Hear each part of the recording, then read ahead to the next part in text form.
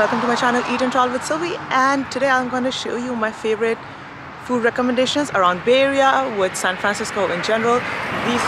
All these places are veg friendly. If you're a vegetarian, vegan, like even alien-free food, you should stay and check these places out. And even for the others, you're gonna love these places. It's recommended. Stay tuned, and for more such recommendations, you should follow my Instagram or subscribe on YouTube. Like, share, comment, subscribe. Let's go.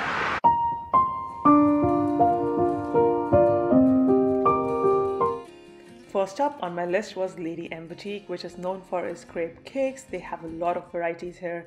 It has been on my Instagram several times, so I really had to check it out. They have several locations across the Bay Area. I did spend $10 on one single slice of cheesecake, probably the max I'm gonna spend, but look at the layers. Look at how beautifully all the layers stand out, and I kid you not, the cheesecake was really delicious. So treat myself, I guess. I cannot talk about Bay Area food without mentioning the Indian food in this area. You can get so many varieties from across the nation here. So here's me sipping some tea at Jain's, which is a women-owned small business. It has a lot of Indo-Pakistani options on its menu. I ordered some kathi rolls here, which were delicious, and my paneer is clearly not behaving, but my meat eater friends got nihari, which according to them was delicious as well. I also love myself some South Indian food, and there are so many good places, especially in Sunnyvale. I genuinely love Madras Cafe and had multiple rounds of dosa from them. A good plain old dosa sounds nice, but a rava masala dosa is something to die for.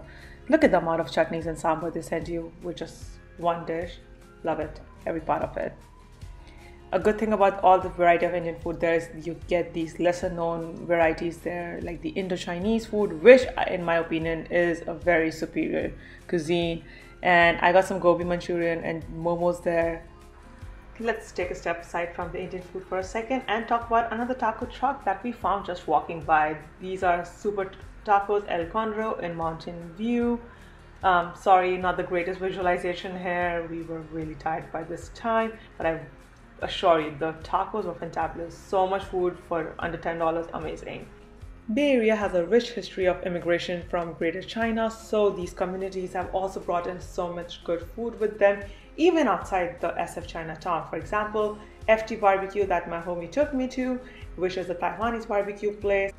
I ordered essentially everything vegetarian on the menu. All the items were in small plates and they were grilled to perfection and so well spiced. I also discovered these new vegetables. For example, this is called amin, and other dishes that you can eat with rice. Overall, such amazing food, and being the basic dishes that we are. We did get boba later at Tisane, which looked more like a bar and less of a boba place. I also had a chance to visit Chinatown while traveling through the hot spots of San Francisco. By the way, the video is up there in the corner. And oh my god, so much good food.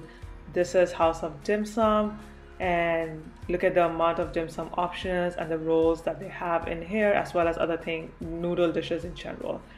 One of my other favorite picks there was Lucky Creation Vegetarian House, which had a lot of options, some with alternative meat options, some without it.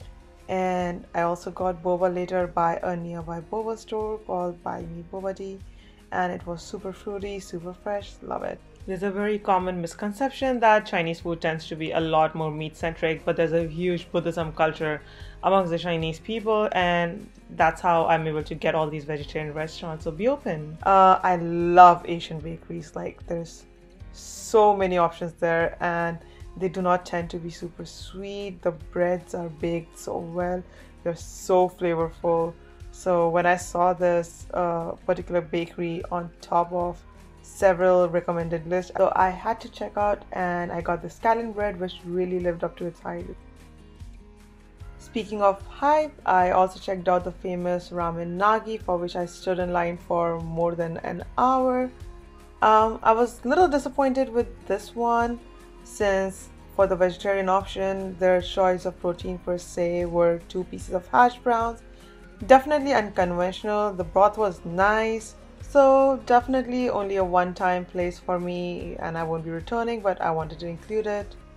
I also visited several times to Gastro Street, which is an entire street dedicated to various kinds of food from around the world.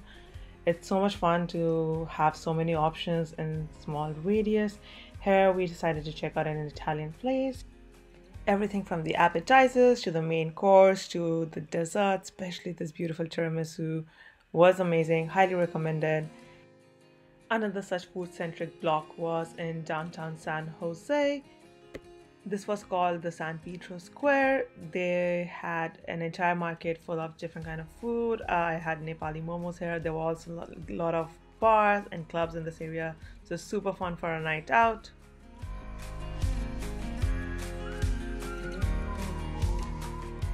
In conclusion, there is something for everyone in Bay Area. I highly recommend going out, and let me know in the comments which one of these food places stood out to you. I have compiled a list of all these food places down in the description. Also, I have made another video on just hotspots in San Francisco, so definitely check it out and do follow me on Instagram. Thank you. Bye bye.